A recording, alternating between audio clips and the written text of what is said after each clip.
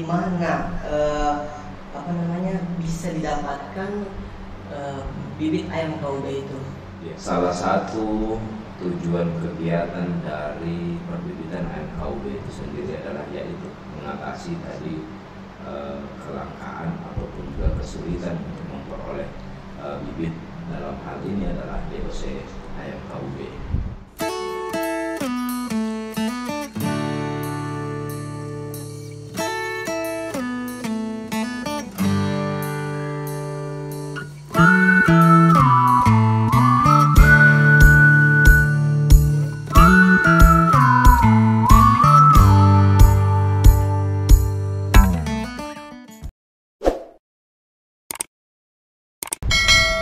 Assalamualaikum warahmatullahi wabarakatuh. Selamat pagi, salam sejahtera buat kita semua. Hai, apa kabar teman ngopi santai? Ngobrol pagi seputar informasi teknologi pertanian. Di podcast ngopi santai kali ini kita akan membahas tentang perbibitan ayam KUB. Telah hadir bersama saya di ruangan podcast PSIP Sulawesi Tengah salah satu narasumber yaitu Bapak Muhammad Takdir SPT MSc. Beliau adalah salah satu penyuluh ASTA di BSIP Sulawesi Tengah. Ya, assalamualaikum Pak Takdir. Waalaikumsalam warahmatullahi wabarakatuh. Selamat pagi semua teman ngopi santai BSIP Sulawesi Tengah. Ya, apa kabar Pak Takdir? Alhamdulillah, kabar baik, sehat walafiat. Mudah-mudahan kita semua juga senantiasa sehat walafiat lah. Ya, terima kasih Pak Takdir telah menyempatkan hadir kembali di ngopi santai hari ini, khususnya di ngopi pagi di BSIP Sulawesi Tengah. Ya, Pak Takdir berbicara tentang perbibitan ayam KUB. Ya, mungkin bisa dijelaskan sedikit apa sih sebenarnya ayam KUB itu? Ya, jadi ayam KUB ini sebenarnya singkatan. Iya, singkat. Memang kita mau branding hasil penelitian kita selama sekian tahun, lebih kurang 8 tahun atau 8 generasi lah, untuk menghasilkan ayam KUB ini. Ayam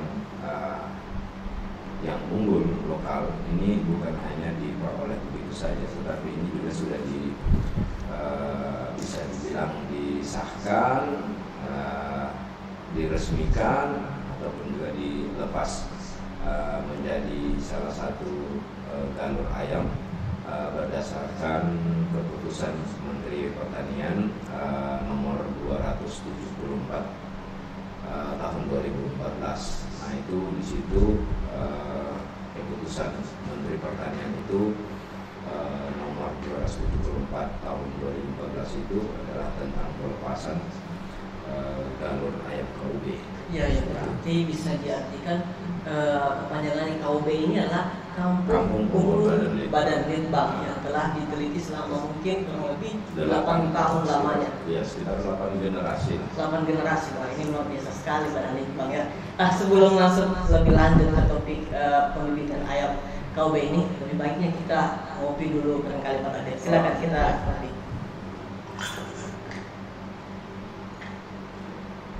Para teman ngopi pagi.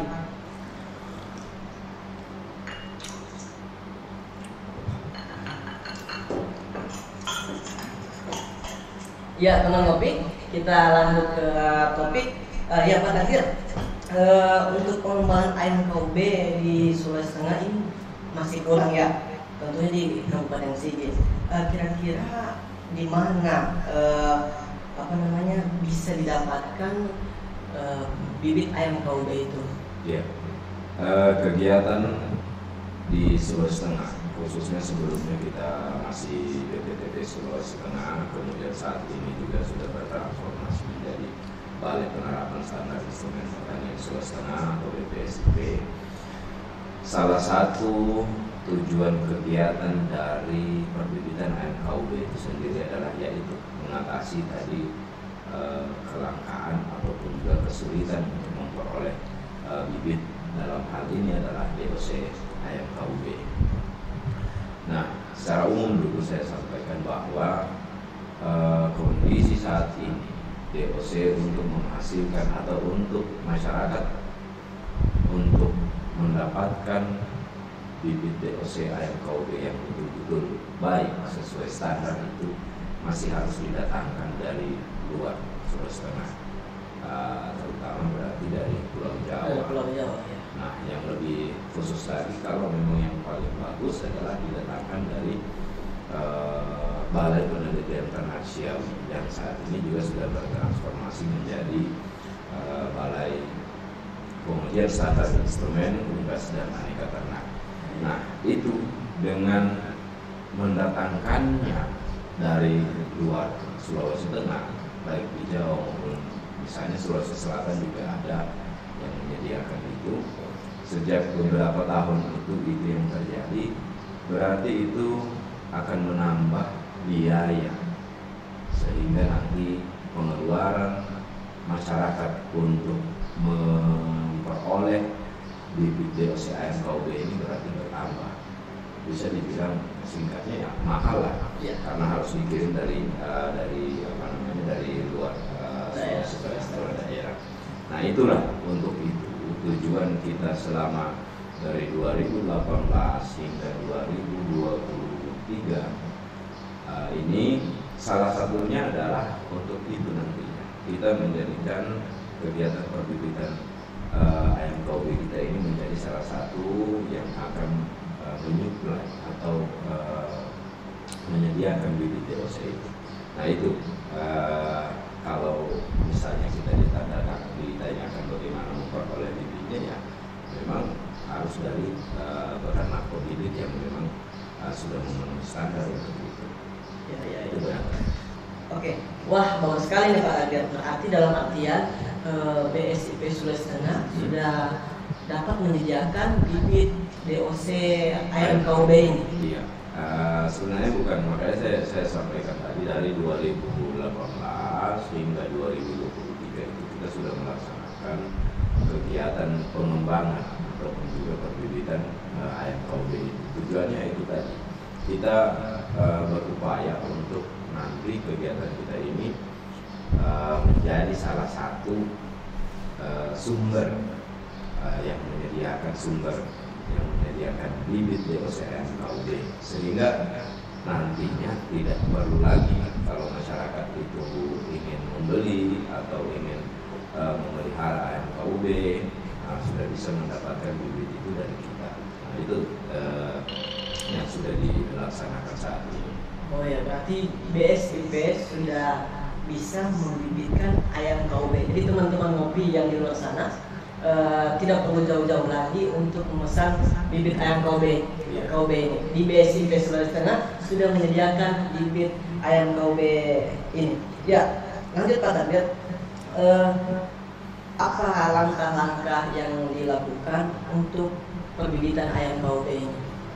Ya, kalau berbicara tentang proses perbibitan, apalagi berbicara tentang perbibitan sesuai standar, maka kita harus menerapkan apa yang namanya dengan sistem perbibitan ternak yang baik.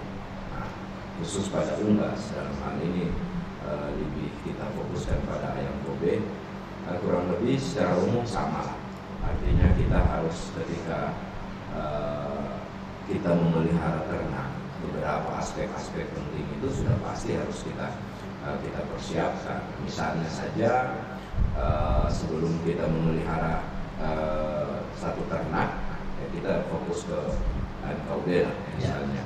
Itu tentunya kita harus siapkan dulu kandang. Ya, siapkan kandang dulu. Sudah harus pasti bagaimana kandangnya. Nah, kalau sudah siap kandangnya sesuai syarat misalnya, ya tentunya baru kita memesan bibit itu sendiri. Nah, kalau mau lebih lebih baik lagi, memberikan hasil yang baik untuk skala-skala usaha, misalnya betul-betul menjadi usaha utama atau pendapatan pekerjaan utama setelah itu ternak misalnya KUB, ya kita dari awal harusnya sudah memikirkan perencanaan dari awal. Misalnya kita butuh modal berapa dan lain sebagainya. Tetapi kalau secara singkatnya lah, kita paling tidak ya kita siapkan kandangnya, kemudian kandang itu harus diapakan, tentunya ya harus dibangun dari bahan-bahan yang kuat, yang kokoh, yang tahan lama dan memenuhi syarat-syaratnya itu yang bagaimana ya, kandang yang sesuai daya tampung, kemudian juga terkait dengan ventilasi, pergantian udara di dalam, pencahayaan dan lain sebagainya.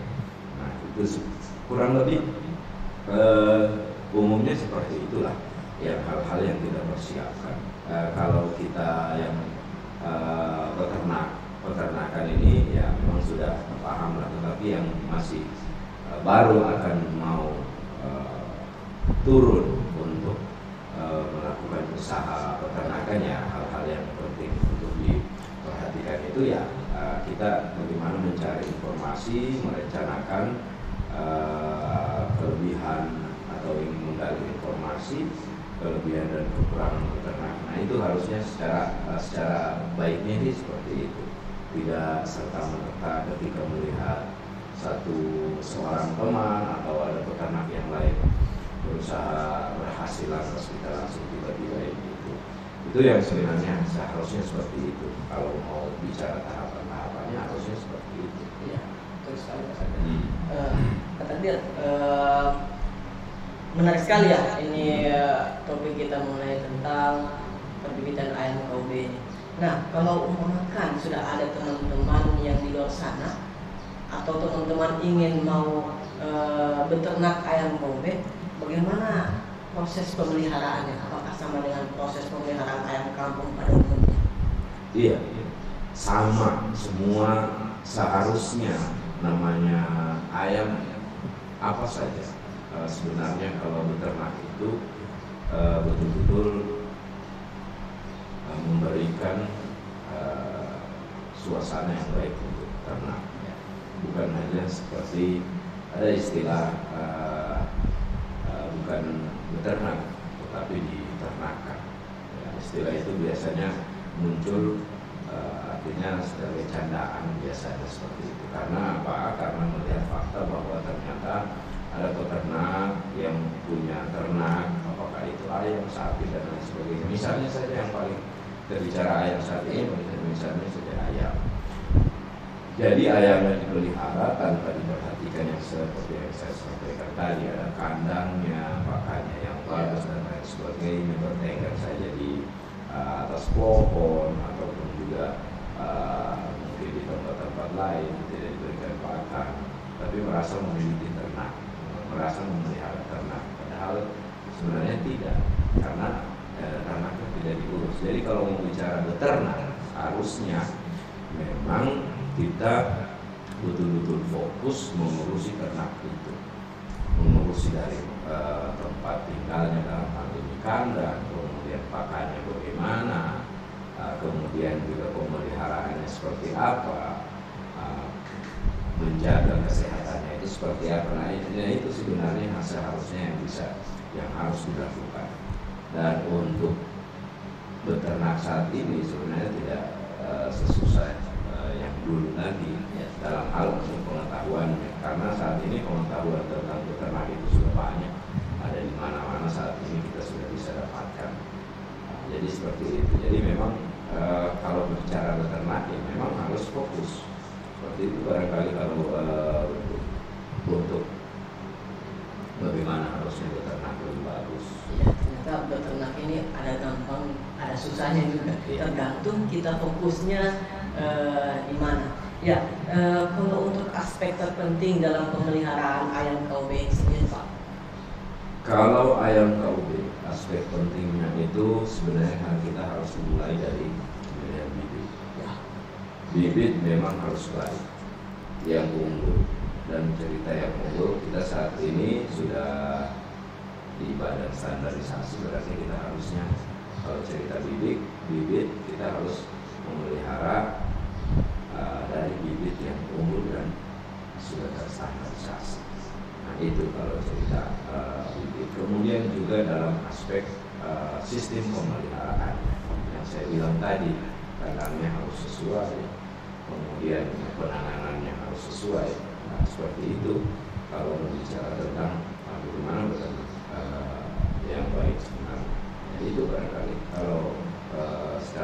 seperti itu. Iya, menarik sekali nih teman-teman Mopi. Saya sangat sedikit yang Pak Kapil bilang tadi, ini ada standar dari bibit. Kalau untuk bibit sendiri distandarkan dari Badan Standarisasi Instrumen Pertanian ini seperti apa Pak? Kalau untuk bibit ayam KUB? Ya, kalau khusus ayam KUB saat ini sudah ada SNI-nya. SNI KUB itu di dalamnya itu memuat bagaimana keseragaman ayam, bagaimana bulunya, bagaimana warna kakinya, warna kepalanya, warna paruhnya. Kemudian juga paling tidak adalah dia berat DOC-nya itu, berat tetasnya itu sekitar 26 gram. Itu seperti itu.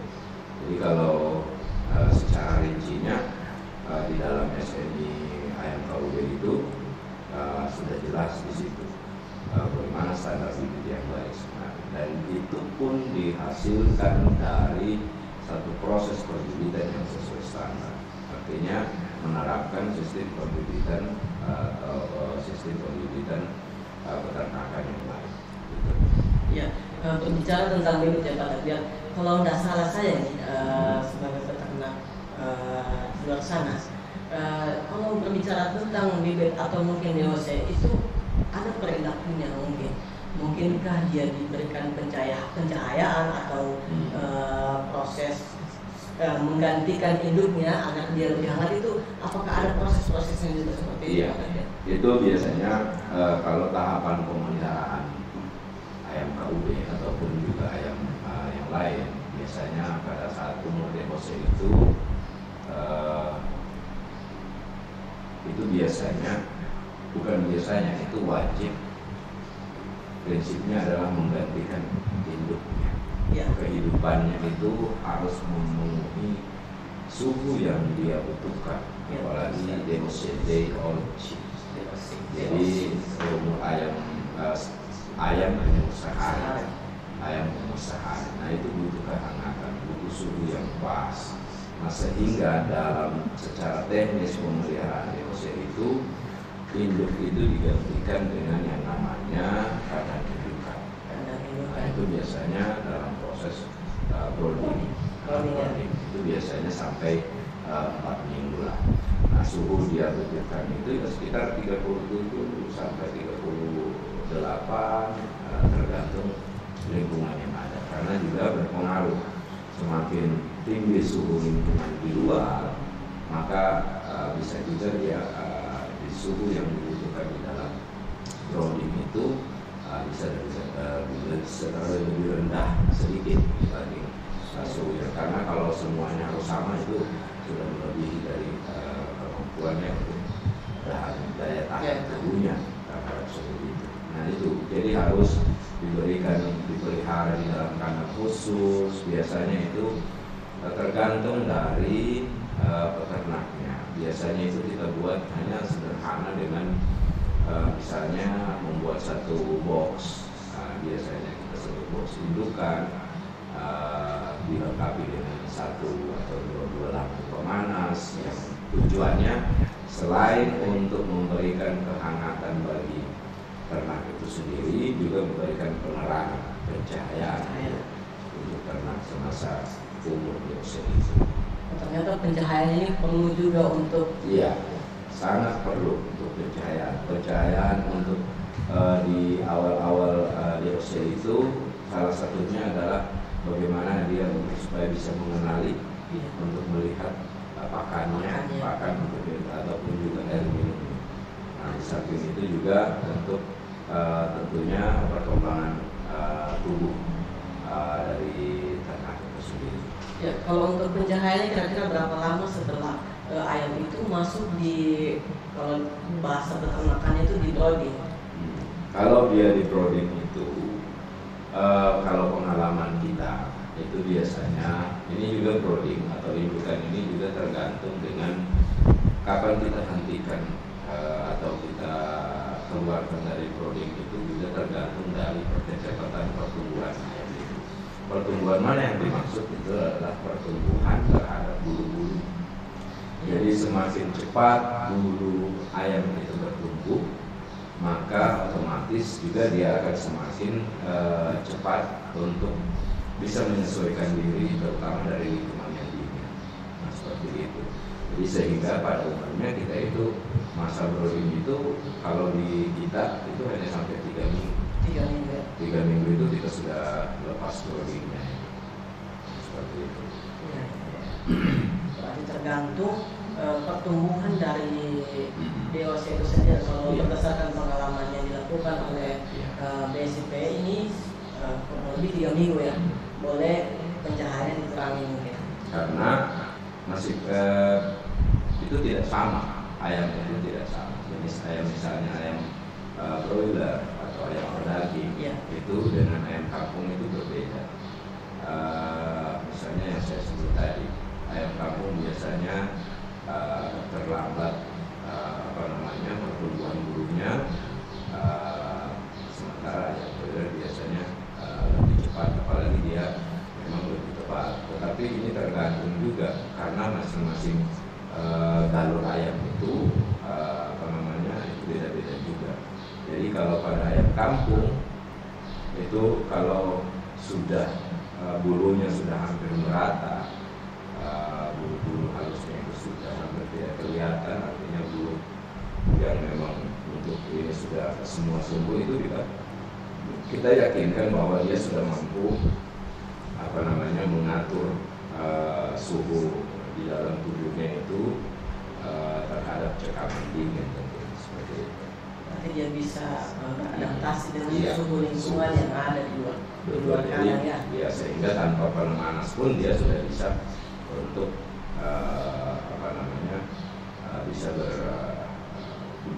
bisa hidup lah seperti itu. Karena masa browning ini juga sangat rentan seperti itu. Kalau masa-masa awal pemeliharaan DOC itu memang biasanya di sini yang masa-masa yang krusial ya.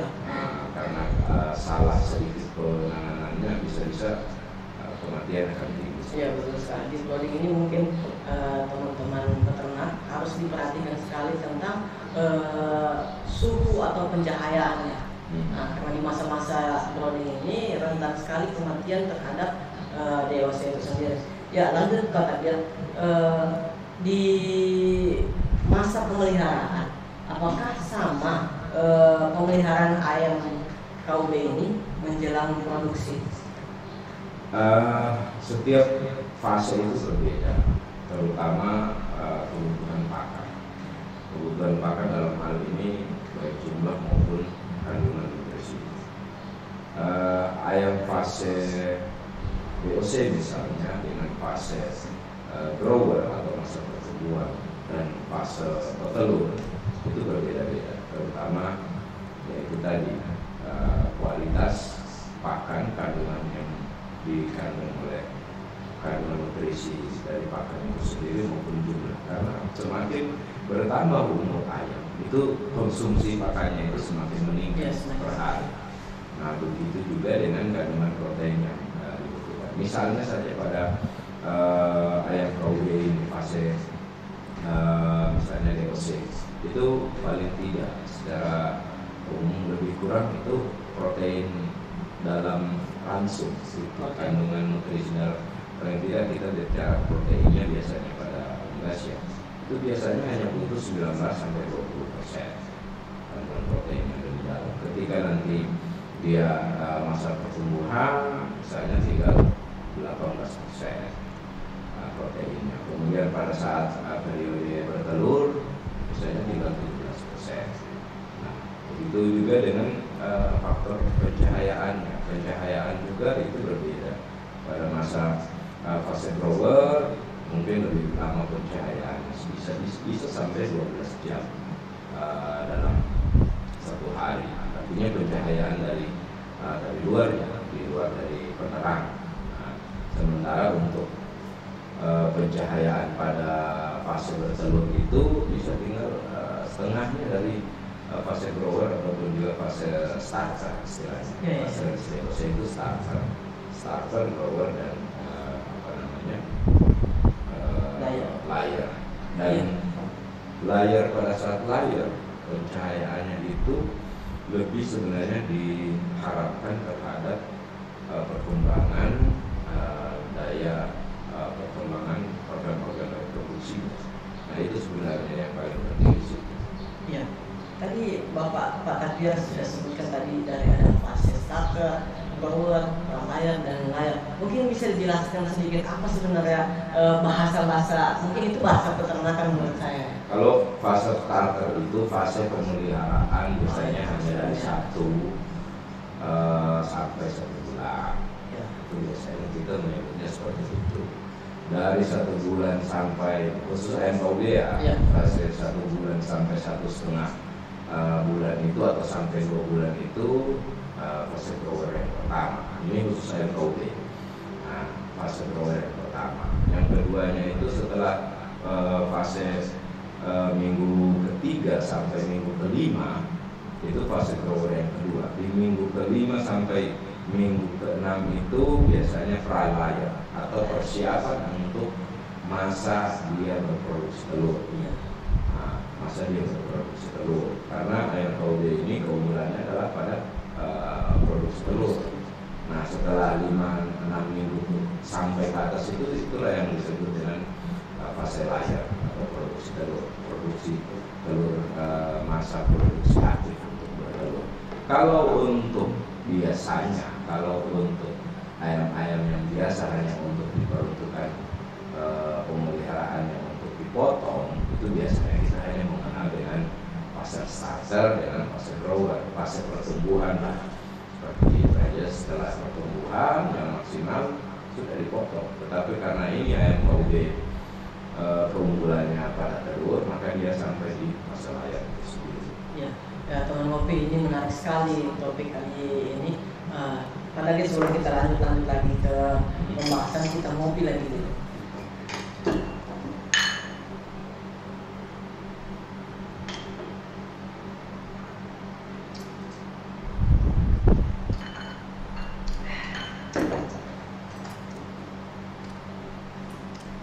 Ya, lanjutlah lagi Pak Takdir. Tadi sudah kita berbicara tentang fase starter, grower, layar. Lanjut Pak Takdir. Tadi sudah disebutkan, disampaikan sama Pak Takdir bahwa di BSIP Sulawesi Tengah sendiri sudah bisa menghasilkan bibit ayam KUB. Bagaimana perkembangan ayam KUB yang ada di BSIP Sulawesi Tengah, khususnya dipelihara di IP 2 SIP yang berada di Desa Sidoarjo, Pak Takdir? Iya, perlu kami sampaikan juga bahwa sekali lagi kegiatan ini sudah dari tahun 2018, khususnya pengembangan ayam KUB. Kemudian khusus perbibitannya sendiri itu baru kita mulai sekitar 2019, 2020, 2021 dengan sistem dulu itu ada yang namanya inti plasma. Nah, kemudian setelah tahun-tahun itu hingga tahun ini 2023 ini kita betul-betul perbibitannya kita fokus di IP2 SIP Sidoarjo, atau kalau dulu kita kenal dengan percobaan. Untuk saat ini ayam kita itu yang kita pelihara saat ini sudah masuk pada fase layar atau produksi telur aktif, masa berproduksi telur aktif. Walaupun memang belum semua, belum 100% bertelur 100%. Dari sekitar total ayam yang ada saat itu sekitar, saya kurang tahu jumlah tepatnya, tetapi kurang lebih 500 ekor lah di situ. Dengan kita pelihara itu di dalam 8 blok kandang, di setiap blok itu di sini yang ingin saya sampaikan ini, pada fase berproduksi ini kita memelihara ayam itu karena ini tujuannya adalah produksi telur untuk ditetaskan, maka di situ terkait dengan perkawinannya untuk mendapatkan telur yang memiliki daya tetas yang baik, maka kita menggunakan perbandingan di situ atau rasio jantan betina di situ itu dari 1:5 sampai 1:9. Jadi 1 jantan, 5 betina atau 1 jantan sampai 9 betina. Nah itu dalam 8 blok yang kita pelihara saat ini. Nah bulan Oktober yang lalu beberapa sudah mulai bertelur, memberikan tanda-tanda yang baik, ya sudah bertelur hingga saat ini. Produksi telur itu sudah sekitar 70% lah dari total yang ada. Jadi memang belum maksimal. Artinya, tapi memang dalam satu populasi memang 70% itu sudah lebih baik lah, karena memang bisa dibilang sudah layak lah. Berarti walaupun memang masih ada yang belum bertelur, tetapi ini sebenarnya tinggal menunggu waktu saja, karena pertumbuhan ayam juga tidak terlalu seragam, apalagi kita tahu bahwa ada faktor biasanya dari produksi telur itu dipengaruhi oleh kandungan nutrisinya yang tidak mampu dikonversi oleh ayam itu. Kehidupan atau penampilan ataupun juga bisa dibilang tingkah laku ayam KUB ini sedikit agak kanibal. Jadi perebutan tentang dalam hal perebutan pakan itu memang ya lumayan relatif tinggi lah, sehingga ayam-ayam yang kurang mampu untuk bersaing ya pastilah tidak akan maksimal. Saya rasa itu salah satu faktor juga yang menyebabkan tidak seragamnya. Tetapi dimanapun sebenarnya ini tinggal menunggu proses saja, karena kita juga baru hampir 2 bulan lah dari masa produksi telur itu. Biasanya itu akan kelihatan setelah 3 bulan dari awal bertelur itu, baru nanti itu jumlah atau persentase populasi yang bertelur itu akan stabil seperti itu. Jadi ya kalau untuk proses, karena ini adalah untuk telur yang kita harapkan bisa kita tetaskan, ya memang idealnya di dalam jenisnya sih memang telur yang bisa atau layak atau ideal baik itu ditetaskan itu nanti telur-telur yang diproduksi setelah 2 atau 3 bulan dari awal bertelur. Jadi kalau dihitung dari bulan Oktober kemarin, berarti memang nanti bulan Januari baru telur-telur itu bisa kita tetaskan. Kita harapkan nanti ini yang akan menjadi sumber-sumber bibit DOC ayam KUB kita. Nanti dalam artian di bulan Januari ini PSP Sulawesi insya Allah akan dapat menetaskan bibit ayam KUB ini. Iya, mudah-mudahan nanti di bulan Januari kita sudah mulai proses penetasan, yang nanti itu tentunya tidak serta-merta juga. Tentunya itu ada proses yang harus kita lalui. Misalnya saja nanti ada grading telur, ada seleksi telur untuk kita tetaskan sesuai syarat keseragamannya. Kita harus pilih juga dari mulai bentuk telur itu sendiri, dari berat, penampilan dan lain sebagainya. Itu tetap akan kita seleksi supaya nanti keseragaman dari baik daya tetas maupun DOC-nya itu sendiri nanti bisa seragam, karena kalau tidak seperti itu tidak semua telur itu bisa ditetaskan. Tidak semua. Makanya dari awal kita proses penetasan itu diawali dari pengumpulan telur. Tapi ada proses seleksi juga ya? Iya, itu sudah pasti. Dari kandang saja tempat pengangkutan telur itu kita sudah seleksi. Telur-telur yang tidak dikeluarkan di tempat sarang bertelur alias di tanah, itu sudah pasti tidak akan kita ambil seperti itu. Jadi memang hanya telur-telur yang berada di sarang.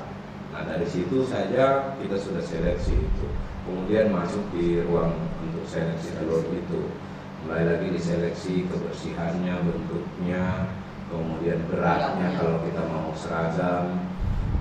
Rencananya kita pengalaman tahun lalu itu yang kita tetaskan itu berat-berat di 38 sampai 41 gram. Nah itu kita ambil kisaran seperti itu.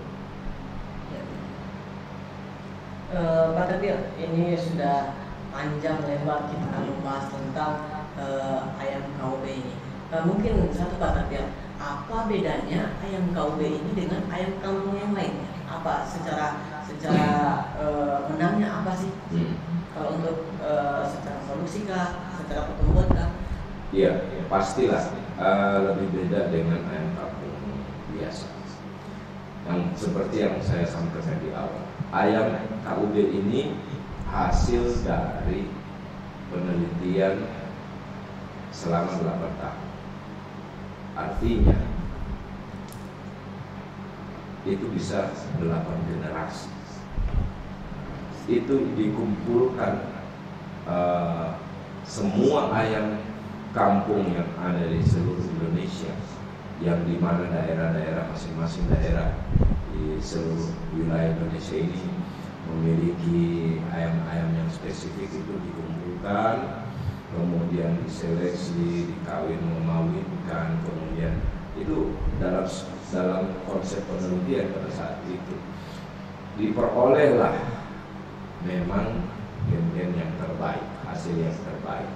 Kemudian sampai pada puncaknya diperolehlah betul-betul ayam-ayam lokal kampung ini yang betul-betul memberikan produksi yang baik, dan dihasilkanlah yang namanya ayam KUB. Nah itu dari segi produksi telur, kalau KUB ini produksi telur dan juga daging. Ayam KUB ini kalau kita untuk dipotong, kita memelihara untuk tujuan pedaging, berarti kita utamakanlah jantan misalnya. Itu umur 70 hari sudah bisa dipanen, sudah bisa dipotong, apalagi untuk pasaran keperluan misalnya kuliner. Di Sulawesi Tengah ini misalnya kita tahu ada kuliner ayam panggang, kuta dada. Nah itu umur 70 hari itu sudah sangat baik untuk dikonsumsi, untuk dibuat kuliner seperti itu.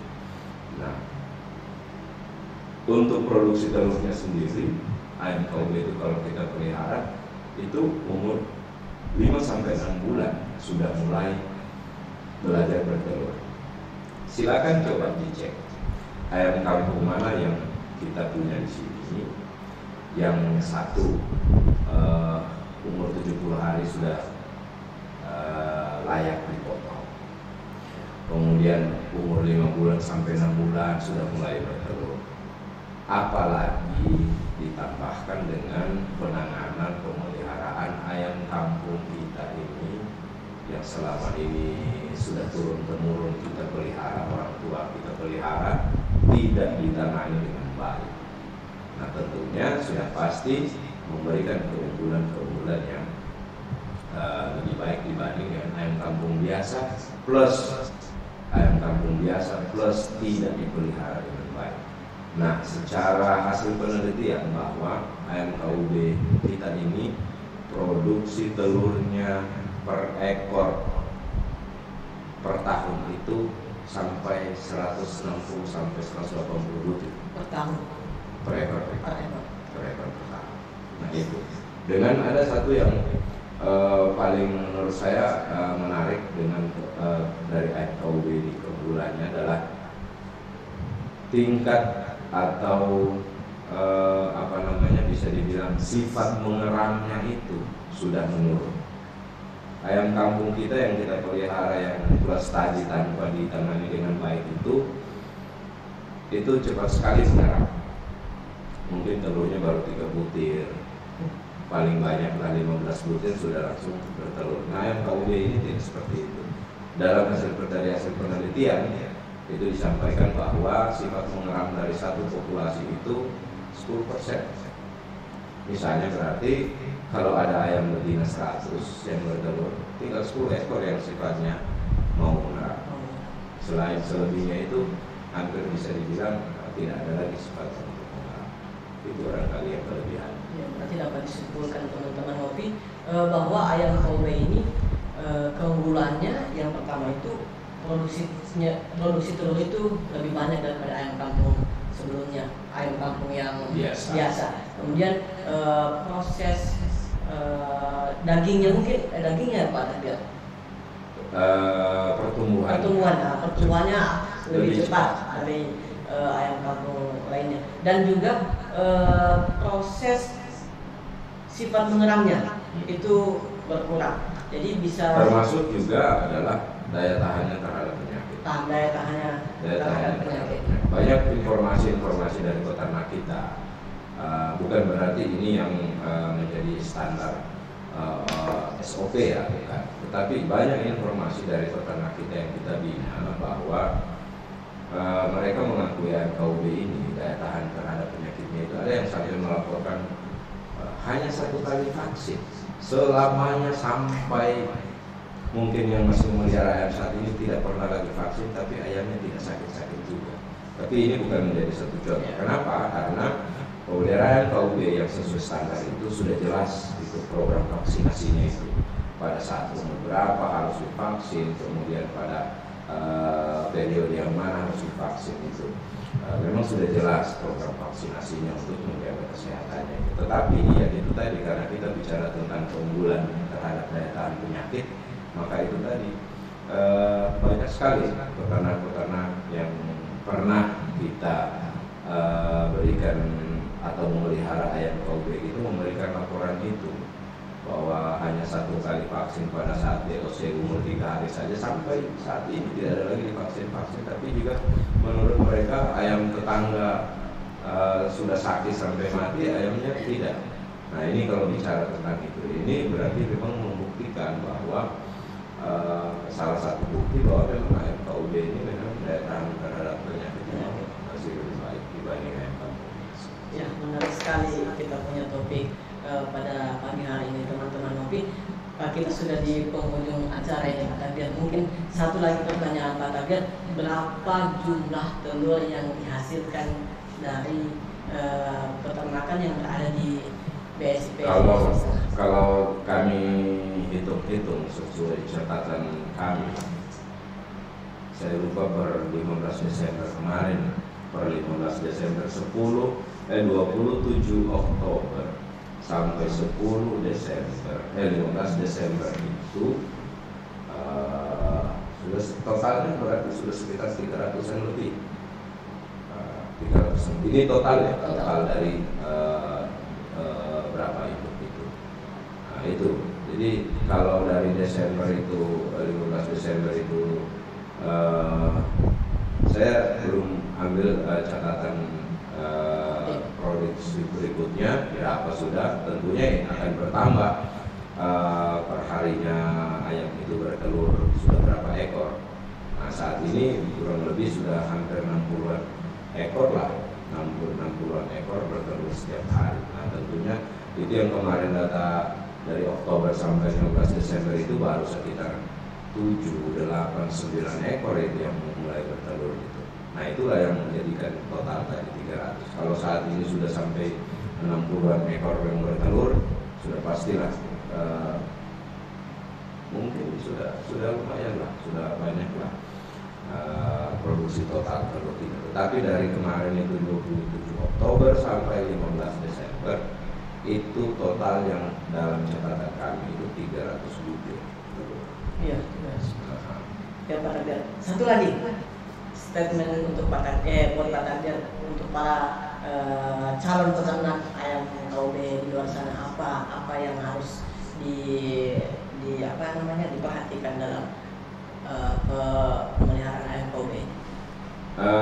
Satu, perencanaan yang baik. Ketika melakukan satu usaha peternakan, direncanakan dengan baik, baik itu terkait aspek teknisnya maupun non teknis. Non teknis ini berarti ya, dalam hal ini terkait dengan modal. Nah, kedua, kalau sudah direncanakan dengan baik, maka pasti dalam perencanaan itu harus ada syarat untuk memelihara itu. Jadikan itu sebagai syarat. Ketika saya berusaha beternak MKUB, saya sudah merencanakan ini. Masukkan dalam perencanaan itu adalah saya harus memelihara ayam KUB dari BOC yang sesuai standar, dari mutu bibit yang unggul. Nah itu, karena sekarang banyak juga ayam KUB yang bisa dibilang yang tidak murni lagi. Nah, seperti itu. Yang ketiga, tentunya nanti dalam pelaksanaannya usaha itu dikelola secara baik dengan sistem pemeliharaan yang sesuai. Yang sesuai itu maksudnya kalau memang waktunya, ini hanya contoh ya, kalau memang waktunya nanti ternak divaksin, ya harus divaksin. Kemudian yang paling penting dari semua itu adalah pakan yang diberikan. Ini biaya pakan ini banyak yang menyatakan bahwa 70% dari biaya peternakan ayam itu adalah pakan. Jadi seperti itu. Jadi pakan yang baik juga perlu direncanakan sehingga kita sangat perlu untuk mengetahui bagaimana pakan yang baik itu. Itu barangkali yang bisa saya bagikan dengan teman-teman ngopi semuanya. Kalau semua sudah sesuai itu, mudah-mudahan apa yang menjadi harapan kita dari satu usaha peternakan itu ke depannya akan lebih baik. Tapi yang paling penting, terakhir saya ingin sampaikan, dari kegiatan kita perbibitan ayam KUB di BSIP Sulawesi Tengah ini, tujuannya adalah menghasilkan bibit BOC ayam KUB yang sesuai standar, dan harapan kita adalah nantinya akan bisa memenuhi permintaan di seluruh wilayah Sulawesi Tengah. Amin. Nah, seperti itu barangkali supaya nanti peternak-peternak yang punya keinginan tertarik dengan usaha ayam KUB ini tidak lagi memikirkan ada tambahan biaya pengiriman BOC dari luar Sulawesi Tengah. Nah, seperti itu. Kita juga berkeinginan besar selain di IP2 Sidondo, dalam hal ini BPSP Sulawesi Tengah, kita juga membantu, mendampingi, mengawal kegiatan usaha beternak ayam KUB dari teman-teman kita yang sudah berjalan, terutama yang arah tujuan usahanya itu adalah sebagai pembibit, bukan hanya untuk menjadi pemelihara yang umur 70 hari di pondok. Sudah banyak di Sulawesi Tengah, di Kabupaten Sigit terutama yang sudah jadi pembibit ayam KUB. Nah, seperti itu kita harap semuanya bisa begitu. Karena nanti kalau semakin banyak peternak pembibit ayam KUB di Sulawesi Tengah ini, maka otomatis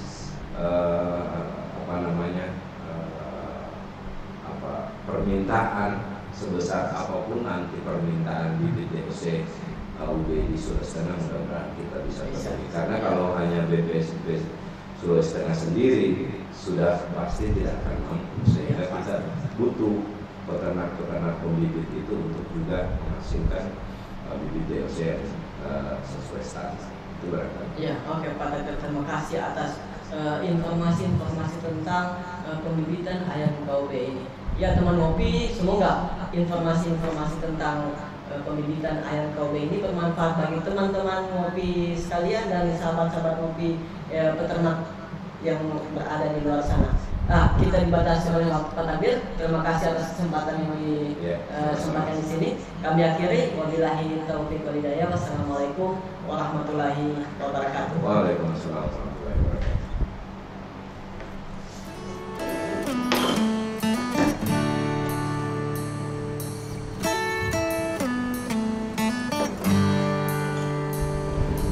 Thank you.